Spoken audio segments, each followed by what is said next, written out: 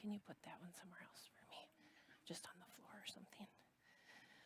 Oh, good morning, Lakeside. Woo! I love when we get to just scream that Jesus reigns. All right, I have to get myself sorted here because I have announcements first. First of all, Adventure Kids, you can go and adventure if you want. I think it's Peter they left. Okay, yep, I'm behind. They were out of here. They're like, well, we saw her coming. We're out. All right. Well, we have a couple of announcements.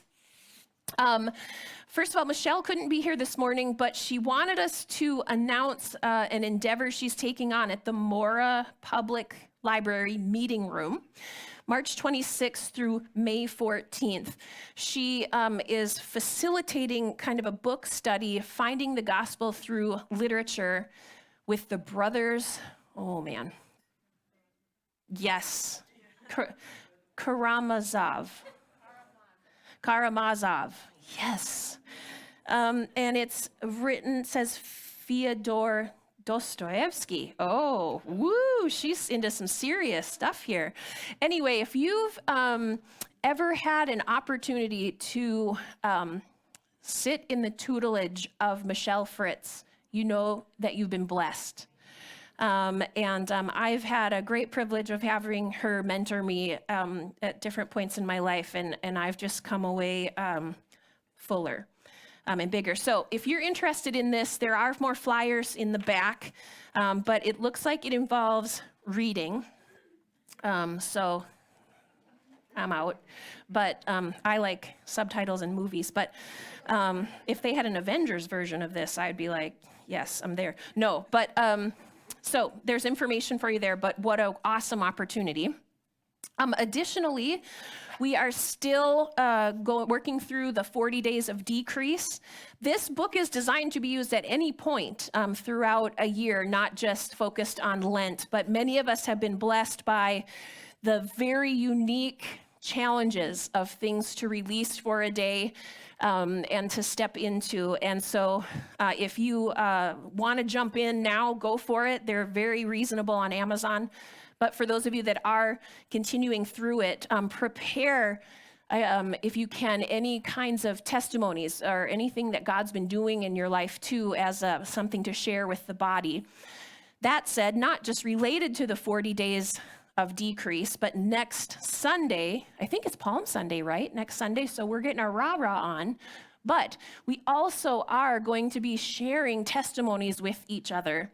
I was thinking back to this time last year, and at Cambridge Christian School, around this time was where we had to call teachers back from spring break to now shift into a completely online scenario for education. And you know that so much changed around us. And here we are 365 days later. And God was not silent in those 365 days.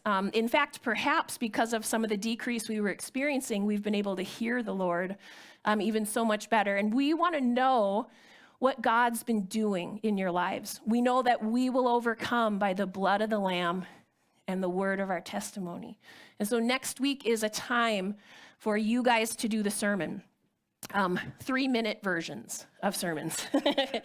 So you can come prepared to share a testimony, and just know that even if something seems small to you or not always significant, it's hugely powerful in the kingdom, and you have no idea what you'll be inspiring in others. So please share. So 3 minutes, you can do that in person.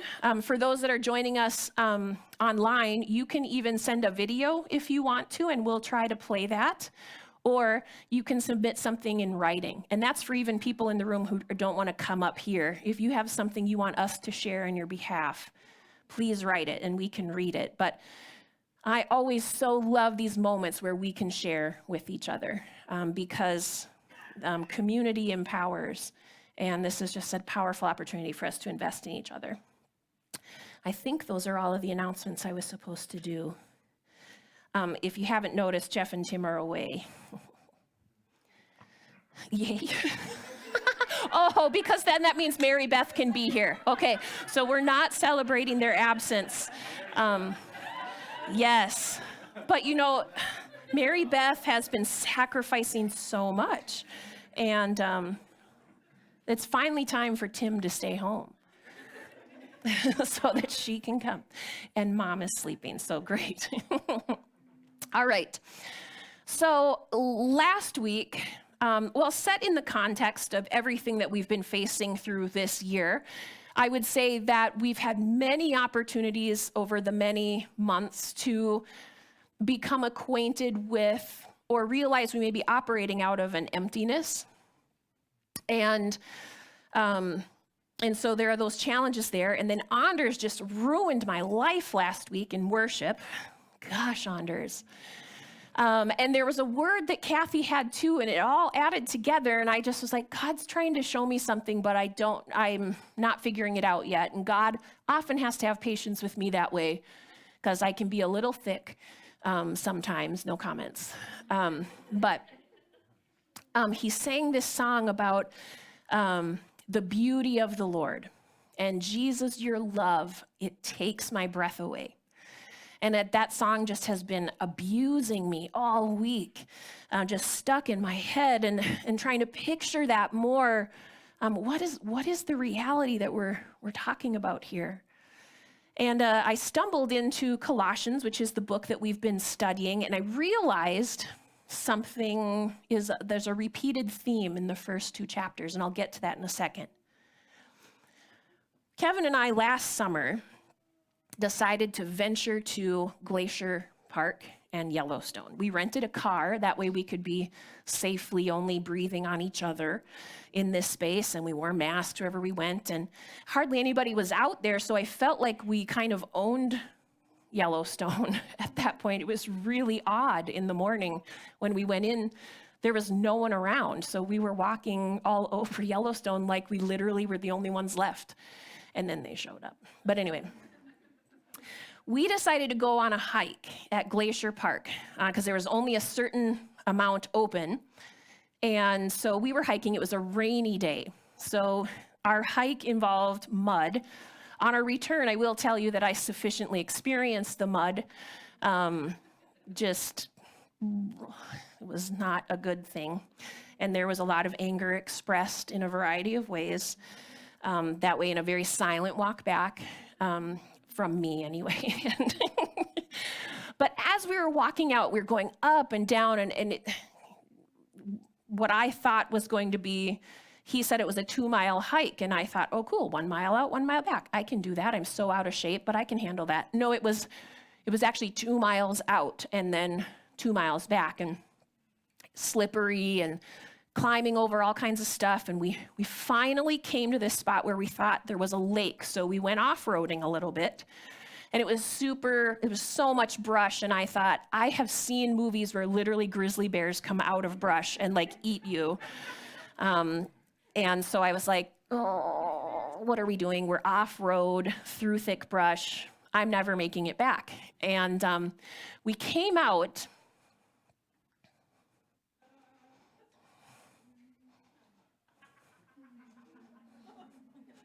And we saw this.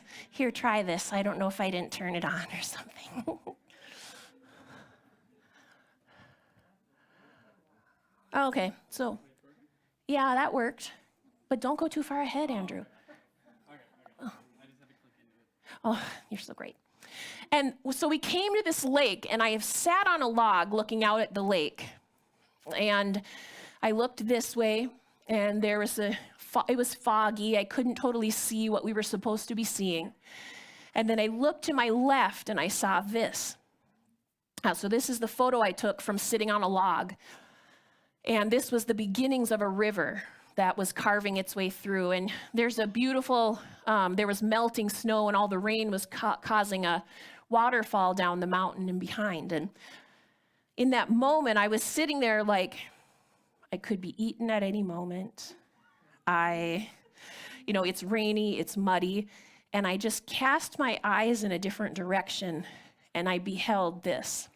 And being in that moment, I have to say that the word beautiful was just more fully defined, because I looked and I literally knew what that word, you take my breath away, kind of meant. Like, oh my goodness, This is a captivating moment. I could even say this was transcendent for me. And it reminded me then in the song that Anders was singing, Jesus, your love, it takes my breath away. I will declare the beauty of the Lord. I just realized in that moment that there's a fullness. So in this moment, when I looked, I was no longer aware of what I lacked or how I was going to taste to a bear or all of that. I literally felt so full in that moment, captivated by the beauty of what I was actually experiencing, that I knew something of what it means to have your spirit be so full that every other emptiness that you could have as a reality in your life just kind of, maybe not disappears, but it's filled up by something else. So when I pray sometimes, actually, this is the mental place where I go when I pray.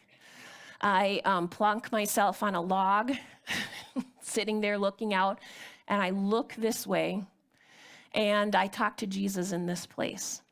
Because the reality is that the beauty of this scene in nature still holds nothing compared to the beauty of the Lord.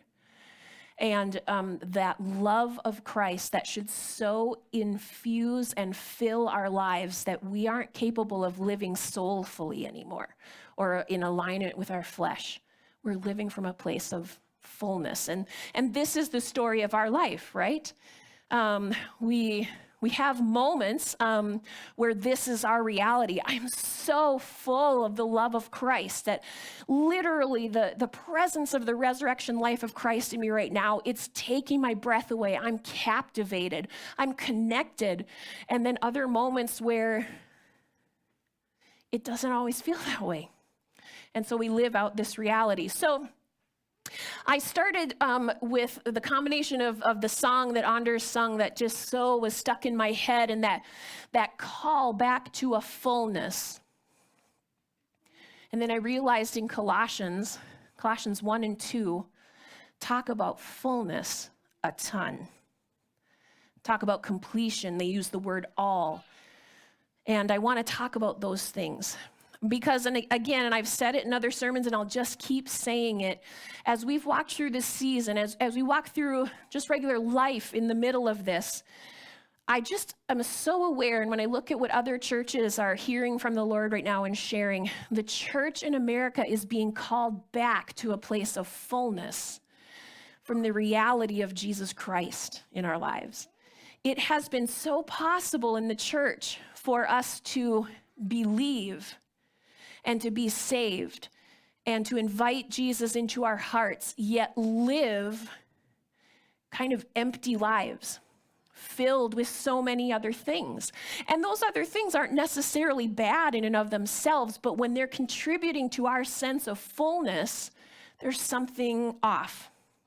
And we as a church just continue to be reminded that there's just so much more for us. And there are realities in Jesus Christ, in being completely captivated by who Jesus is and what he has done, that our whole life construct changes. And I go to a church with people who live Jesus-infused lives, but we all have real lives too. And we need to be reminded that there's a fullness available to us. So look at this in Colossians. I'm not lying. For this reason also, since the day we heard of it, we have not ceased to pray for you and to ask that you may be filled with the knowledge of his will in all spiritual wisdom and understanding. Colossians 1:19, for it was the Father's good pleasure for all of the fullness of God to dwell in him, in Jesus Christ. What is Paul doing? I say that all the time. Colossians 2, that their hearts may be encouraged, having been knit together in love and attaining to all the wealth that comes from the full assurance of understanding, resulting in a true knowledge of God's mystery, that is, Christ himself, in whom are hidden all the treasures of wisdom and knowledge. Paul keeps bringing up this notion of fullness, completion. And in Colossians 2:9-10, for in him all the fullness of deity dwells in bodily form, and in him you have been made full, complete. And he is the head over all rule and authority. Paul just continues to bring us back to this notion that part of this sanctification process in our lives is learning decrease of me, more of him. And that in that fullness, there's a completion that we can know in our life. There's an empowerment that comes out of that. And that the church could rise up again and maybe not solely have, I'm saved, but I'm saved and awake and alive in him. And we're continually being invited into more of that. So Tim has just been wrecking us. Have you left church offended a lot lately? Me too. So much. And then we text him later and say, good job on your sermon. And but just Colossians pokes at those things that we tend to use to fill some of that emptiness or those places where we so want identity. And then we operate out of those, maybe not consistent with the fullness of Christ in our lives. And it's offensive to have those things pushed on. But I think what really is, it's a challenge towards freedom. The reality of the fullness of Christ infuses our lives and permits us to live bigger than our fallenness dictates. And not always are we aware that we are this person who believes in Jesus Christ, walking that out, yet in this moment, I'm actually operating from my default settings that are maybe more in alignment with identity fulfilled in lesser ways, or that kind of fleshly notion. And we don't always connect those dots, but there's a fullness that Christ offers where he at least wants us to ask, God, is this what you want me to be thinking in this moment, doing in this moment? And we have that opportunity. So these are taste buds. I love taste buds. Don't you love your taste buds? You don't? If you've had Corona, you may still not know where your taste buds are, or able to smell at all. I have people in my life who are like, yep, I don't know what this is that I'm tasting, but maybe that's great for trying out new foods and not knowing what you're doing. Okay, so taste buds. This is still argued about by scientists and all this stuff, but let's just go with it, that we actually have not just 5 like this says, but 1, 2, 3, 4, 5, yes, different sets of taste buds on our tongue. This is a tongue. We have taste buds that pick up on the bitterness of things. Ugh. And for those of you who love coffee, you'd think yours would be going off at this point, but no, they're dead. They're like completely dead to the notion that coffee is terrible. We have sour ones, we have sweet ones, we have salty ones, and now they've just named this middle part here that has no label, umami, which means savory. It picks up some of the more savory tastes. And if you've had like steak and, so, isn't that a cool picture of taste buds? I mean, it's so weird when you close up on the tongue. For me, this is the stuff that just weirds me out in like awe and wonder. These little things are all over your tongue. And each one of them has tiny little hairs on them that are picking up the different chemicals that are coming into your mouth with your foods and your beverages and are sending messages to your brain that interpret them as, this is terrible coffee. I know. I had someone was going to disagree, and I know Romel has a passion for coffee. So does my spouse. I live with it every morning. It's how I wake up. So taste buds have purposes. I have to be honest that this is actually a life story because my mom, don't be mad at me right now, okay? Just would come in every morning, so sweet. She would wake me up by like putting her finger on my cheek like that and then breathing on me.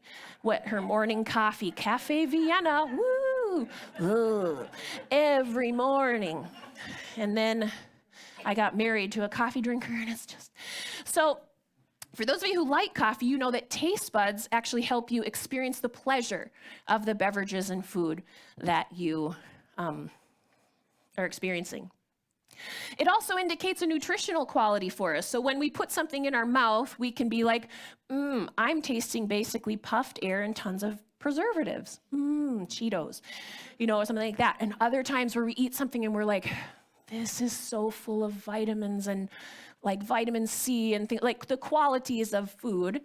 For me with coffee, my taste buds detect toxins and are like, spit that out of your mouth.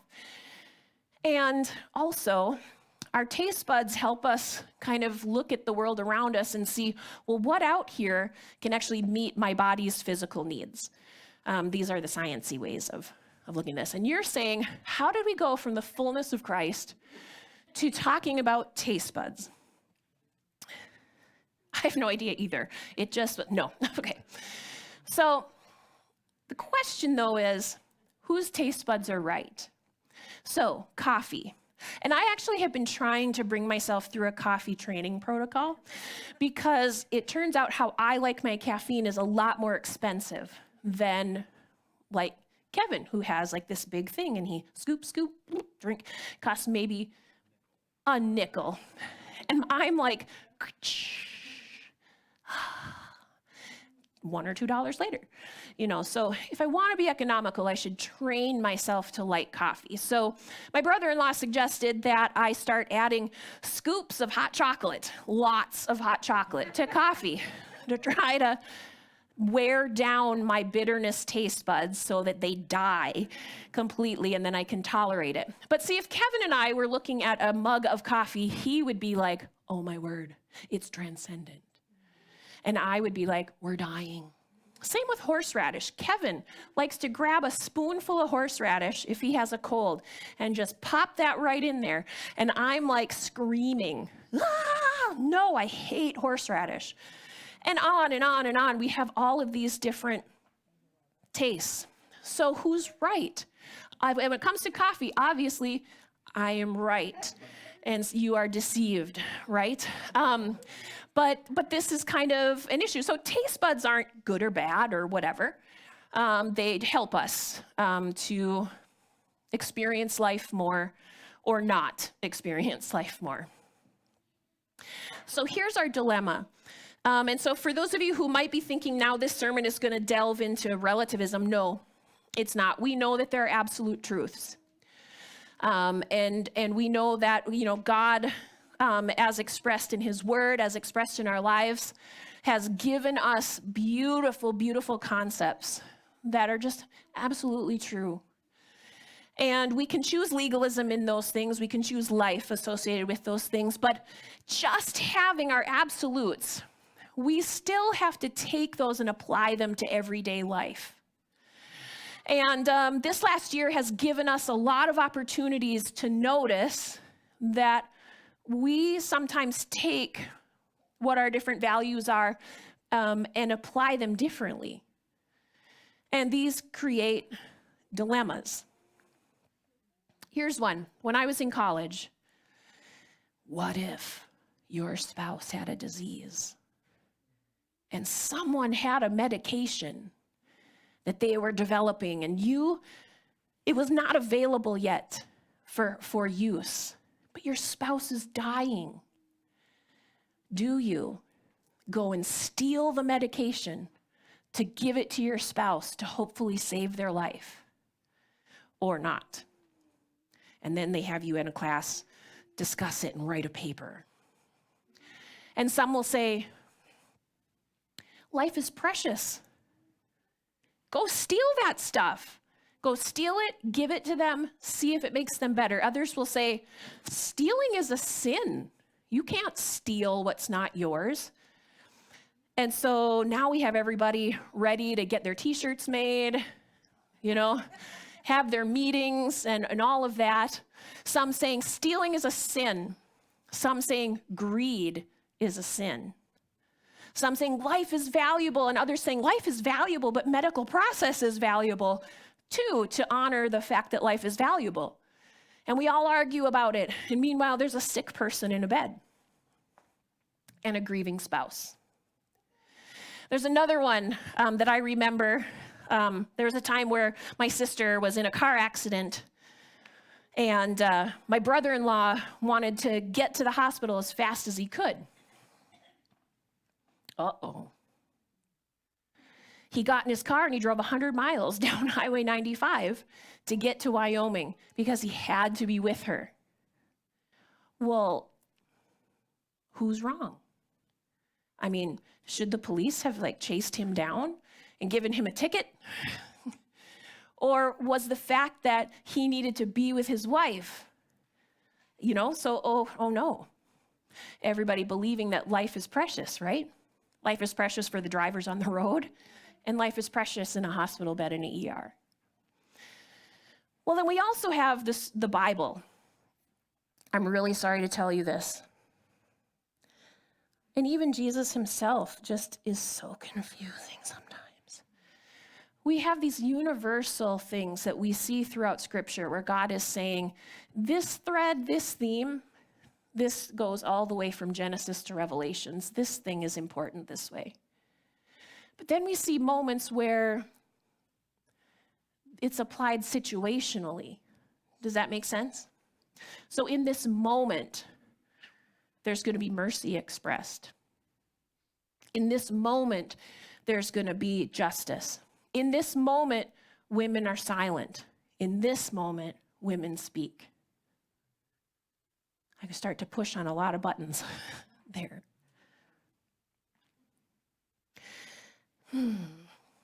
So hopefully we're all sufficiently a little bit nervous. So when we go through the world, we notice that we see things differently. And here's one that has shown up. It shows up in our families. It shows up in our work. It shows up in our nation. We can just even gather around this one question. Who are people?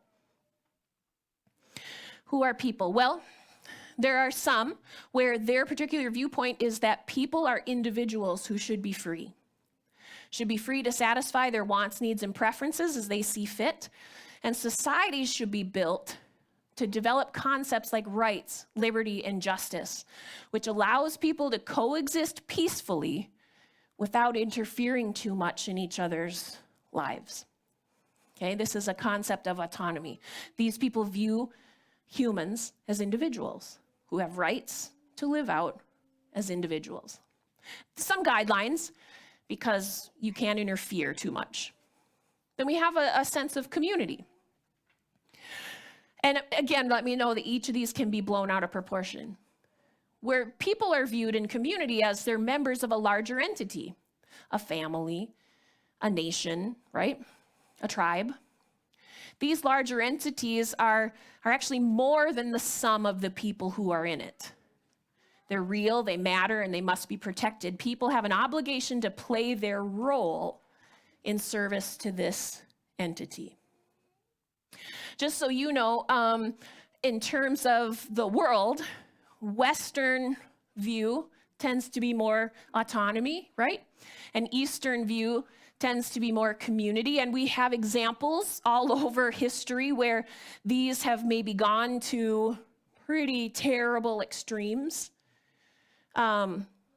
Jesus, as it turns out, didn't live in Western culture. So there are things that are a little unsettling sometimes that he says, like, we're a part of a body, right? Or was that Paul? Somebody says it. Can this part of the body tell this part of the body we don't need you? Uh-oh. We all serve a body. Then you add another camp, divinity. These are people who say that our physical form is actually a temporary vessel, but there's a spirit inside. People are not just animals with an extra serving of consciousness. They're children of God and need to behave accordingly. The body's a temple, not a playground. Now you can see that these all mix together, right? Because I know a lot of divinity people who are also autonomous and same, and they cross over. Who's right? I mean, I'm going to go with this probably first, but then where do we go from there? Reminds me of when Kevin and I were deciding, we were interviewing each other for marriage.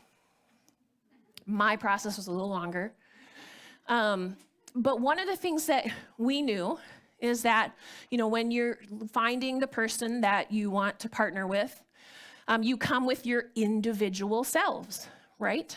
And people say the two will become one, like you aren't people anymore, but that's not what that means, right? Two individuals come together and now they're a force. They're a force individually, they're a force together. Kevin said that God impressed upon him that the two of us, when we considered marriage, and we both have our individual dreams and desires, and those are important to both of us, that God told Kevin that our marriage was not just for autonomy, but that our marriage, we needed to really consider how our marriage would serve our body, how our marriage would have a mission in the context of our community. So we got married. I had to marry him for you. No. And now we're actually moving houses, and part of our decision making in that was that we felt in our previous house that our expression of our marriage as a community wasn't fully released in our current house. And so we're moving a block away to this new house, and we're asking ourselves, okay, God, in this new space, how are we going to express our call to our relationship serving our community, right? So blame Kevin. But we all have to deal with this. So here's the thing. We call them now ethical taste buds. Here's where you're all going to get offended. This is going to be great. So the thing is that everyone in this room has taste buds for bitterness, sweetness, saltiness, umami, and I forgot another one, salty. So we all come to the table with a notion as we want to work through absolute truth being applied in decisions in our lives with a taste bud for care versus harm. Care versus harm is a notion of being able to feel and dislike the pain of others, the suffering of others, and wanting to somehow do something about that. And it's not that only certain people have that. Everybody has that. And we have moments where we want to express with kindness, gentleness, nurture, whatever, speaking to the suffering of others. Fairness versus cheating. This is important. This shows up when we realize that there are situations where there needs to be justice, where there needs to be some equality here, some rights that are expressed. Loyalty versus betrayal. We see this with people who want to form coalitions, or you see this with patriotism. You see this with people who are willing to have self-sacrifice for a cause. That notion of all for one and one for all. And loyalty is an important thing. Loyalty can also not be an important thing. Authority versus subversion. Authority versus subversion is a notion that that really loves to honor legitimate authority, legitimate leadership, and fellowship. What? Followership. Okay. And wanting to have respect for traditions that exist around that. Sanctity versus degradation. This is the notion that there's a preciousness to life. Perhaps focused on different aspects of life, but a preciousness to life, that there's something to living with standards of integrity and honoring that, and being against anything that would degrade that preciousness. And then, of course, we have liberty versus oppression. This has concerns about abuse of authority, illegitimate authority, bullying, domination, restriction. This view would stand for assumed freedom versus earned privilege, right? And so just wanting to operate in that. Now, whose right when it comes to a situation. When it comes to political issues, when it comes to masks. Have you noticed that some of these are very much at the forefront in decisions? How about the things in our families that we just can't understand about each other? Like, this is what I think we need to do as a decision. And then the other person is like, that makes absolutely no sense. How would you even view it from that way? I don't even understand. And so instead of trying to understand which kind of moral decision-making taste buds are at play, we just demonize the person who's not thinking like myself. And so we can have combinations of these. And I notice this with Kevin and I when we're looking at a situation and we're both looking at it. I know that Jesus lives in him and he's empowered by the Holy Spirit. He knows that about me, but I feel like we're looking at two totally different things. And, you know, for myself and my personality, I've grown accustomed to the notion that I tend to be right. And so I'm like, how is he so wrong about this? And we could have division between ourselves over this. And we see this happening. And what's become sad to me is that sometimes this is a moment where we are realizing, just like Tim with his tribalism challenge and the ones before that, is this particular thing something that I am using to gain a whole lot of identity at this moment, making me completely incapable of working towards reconciliation, working towards understanding. It's a good challenge. So, the good, the bad, and the ugly, taste bud realities. So, we're all formed, right? God thought you up, and the day you were born was one of his best days. And unfortunately, you were born into an imperfect family, into an imperfect world that is going to influence and form, be a part of why you are the way you are. And so your decision to express those taste buds may be somewhat altered.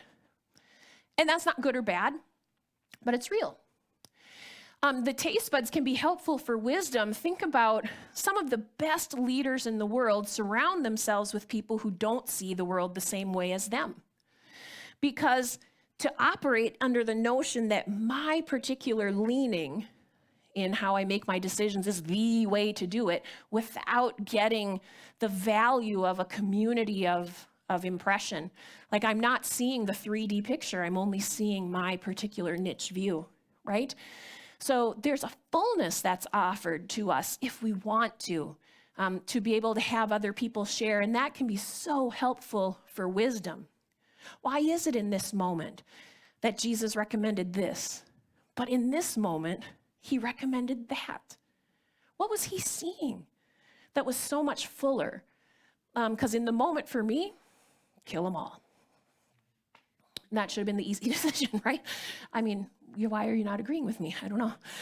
And so it's a beautiful thing, but they can be fallen or wound-driven, or just a really good example of how I believe in Jesus Christ, but I haven't necessarily let the fullness of Christ infuse that area yet. So I'm living soulfully, fleshly in that sense. And they can be divisive. So more than anything, what I want us to just sit in today, that notion about Jesus, your love, it takes my breath away. That possibility of fullness being experienced in my life, it actually needs to be the most important thing when it comes to me applying truth to the world. In a moment where I'm like, is this a situation where liberty needs to come forth? Or care versus harm needs to come forth? Or where fairness needs to be an issue here? Where loyalty is super important, people? Where there's a combination of things? Have I asked Jesus what he would think in this moment? Because he may ask you very much to not lead with your default, or he may. You need to go and lay down your life for that cause. Loyalty is who you need to be at this moment. Actually, you need to let this one go. You need to drive 100 miles an hour down 95 right now. You need to drive 30 and let people go. Not 30 on Highway 95. Been there. So there's a prayer that came up on my Facebook this week from St. Francis, and he has a section that says, "Grant that we may not so much seek to be understood as to understand." I just thought for wisdom for us as we go through this, first seek his kingdom. The fullness of Jesus Christ is available to us right now. And when I'm lacking it, I can run to a scene from Glacier National Park where I met supernatural transcendence in a picture of nature, and I met Jesus there. And then I'm going to say, Jesus, oh, fill me up. Fill me up, Lord. Infuse me. And then, Jesus, how do you see this circumstance? Are you giving me freedom to kind of figure it out myself? He might. Are you asking me to lean this way? He might. And then to seek to understand others. Do you know that it's a really beautiful thing to learn the heart of the people, especially that we're in conflict with? They're usually not evil. Only a few. Most, if they're like me, come with a world of values, hurts, experiences that validate why this is important. Can we seek to understand each other? And then in that context of honor, here's why I disagree. Share or not. So Colossians just continues to be so offensive, but there's a fullness that Paul keeps bringing us to, that as Christians in the church, that we may know that first and foremost we're his.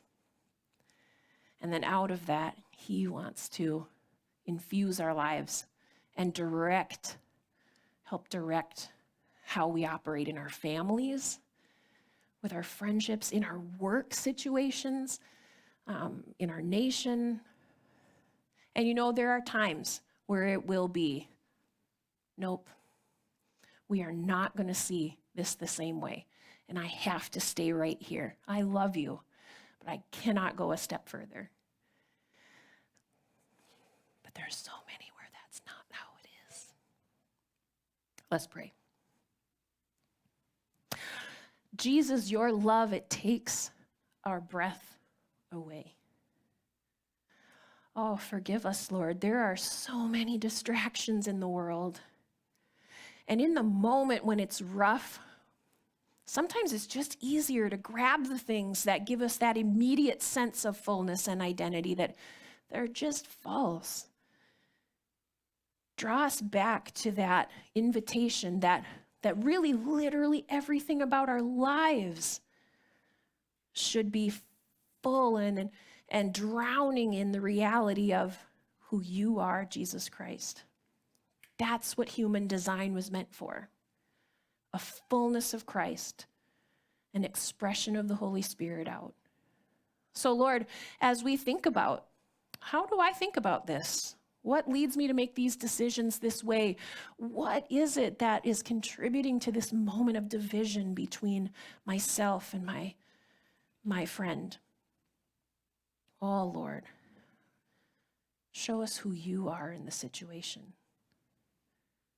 You told Pharisees to leave an adulterous woman alone, though they were legally right to do something. Lord, just show us with humility how you would have us live, act, speak in agreement with the fullness of you. In Jesus' name, amen. I'm always terrible at benedictions. I just realized it.